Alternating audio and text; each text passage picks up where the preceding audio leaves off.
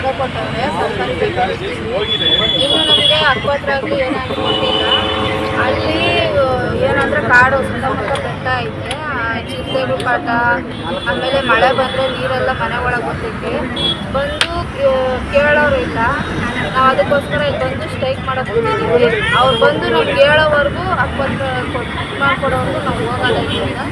ಇವತ್ತು ಬೆಳಗ್ಗೆ 9 ಗಂಟೆಯಿಂದ ನಾಳೆ ಬೆಳಗ್ಗೆ 9 ಗಂಟೆ ತನಕ ಉಪವಾಸನ ಇದ್ದೀವಿ. ನೀರು ಸಹ ಅವ್ರು ಬರಬೇಕು, ನ್ಯಾಯ ಕೊಡಬೇಕು. ಅಲ್ಲಿ ತನಕ ನಾವು ಇಲ್ಲಿಂದ ಜಾಗ ಕೊಟ್ಟರೆ ಹಕ್ಕುಪತ್ರ ಕೊಟ್ಟಿಲ್ಲ. ನಿಮಗೆ ಹಕ್ಕುಪತ್ರ ಕೊಟ್ಟಿಲ್ಲ.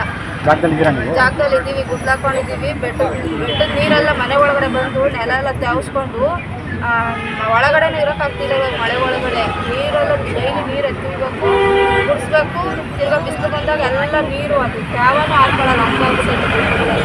ಒಂದು ರೋಡಲ್ಲಿ ಅಷ್ಟು ಚಿಂತೆಗಳು ಕಾಟ. ನಾಯಿಗಳು ಸಾಕಿದ್ದೀವಿ, ನಾಯಿಗಳು ಸಹ ಚಿಂತೆಗಳೆಲ್ಲ ತಿಂದು ಹೋಗ್ಬಿಟ್ಟಿದ್ದಾವೆ. ನಾಯಿಗಳು ಸಹ ಇಲ್ಲ, ಮರಗಳೆಲ್ಲ ಬಿದ್ದೋಗ್ತಿದ್ದಾವೆ. ಕರೆಂಟೂ ಅಷ್ಟೇ, ಕರೆಂಟ್ ವೈರ್ಗಳು ಎಲ್ಲ ಬಿದ್ದೋಗ್ತಿದ್ದಾವೆ ಮಳೆ ಬಂದು. ಕರೆಂಟ್ ವೈರ್ಗಳು ಮತ್ತೆ ನಾವೇ ದುಡ್ಕೊಂಡು ತಂದು ಹಾಕೊಂಡಿದ್ದೀವಿ. ಚಿಕ್ಕ ಚಿಕ್ಕ ಮಕ್ಕಳುಗಳೆಲ್ಲ ಇದ್ದಾವೆ ಅಲ್ಲಿ. ಹೆಣ್ಮಕ್ಳಿಗೆ ವ್ಯವಸ್ಥೆ, ಟಾಯ್ಲೆಟ್ ವ್ಯವಸ್ಥೆ ಹಂಗಾಗಿದೆ. ನೀವು ಫಾರೆಸ್ಟ್ ಡಿಪಾರ್ಟ್ಮೆಂಟ್ ಅವ್ರಿಗೆ ಕಂಪ್ಲೇಂಟ್ ಕೊಟ್ಟಿಲ್ಲ? ಎಲ್ಲ ಮಾಡಿದ್ದು ಆಯಿತು, ಎಲ್ಲ ಹೇಳಿದ್ದು ಯಾರು ಗಮನ ಹರಿಸ್ತಾ ಇಲ್ಲ? ಯಾರು ಏನೂ ಗಮನಿಸ್ತಿಲ್ಲ. ನಿಮ್ಮ ಹೆಸರು? ನನ್ನ ಹೆಸರು ಅಶ್ವಿನಿ. ಬೆಳಿಗ್ಗೆ 9 ಗಂಟೆಯಿಂದ ಉಪವಾಸ ಸತ್ಯಾಗ್ರಹ ಸ್ಟಾರ್ಟ್ ಮಾಡಿದ್ದೀವಿ. ನಾಳೆ ಬೆಳಗ್ಗೆ 9 ಗಂಟೆ ತಗೊಳ್ಳು ಹಿಂಗೆ ಇರ್ತೀವಿ. ನಾಳೆ ಬೆಳಗ್ಗೆ ನಾವು ಒಂದು ತೊಟ್ಟು ನೀರು ಕುಡಿದಂಗೂ ಹಿಂಗೆ ಇರ್ತೀವಿ. ಯಾಕೆ ಗೊತ್ತಾ, ನಮ್ಗೆ ಅಲ್ಲೇ ನೀರು ಕುಡಿಯೋಕ್ಕೆ ನೀರು ಕೊಟ್ಟಿಲ್ಲ, ಇರೋಕ್ಕೆ ಬೆಳಕು ಕೊಟ್ಟಿಲ್ಲ, ಇಲ್ಲೂ ಕೊಟ್ಟಿಲ್ವಲ್ಲ. ಇರೋಕ್ಕೆ ಹಿಂಗೆ ಅಕಸ್ಮಾತ್ ಅವರೇ ಕಣ್ಣು ಮುಚ್ಕೊಂಡು ಇನ್ನೂ ಒಳ್ಳೇದಲ್ವ ನಮಗೆ.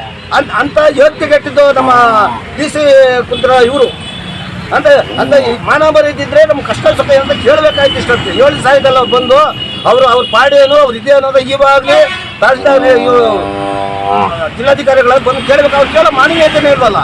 ಯಾಕೆ ಕುಂತವ್ರೆ ಏನು ಎತ್ತ ಅಂತ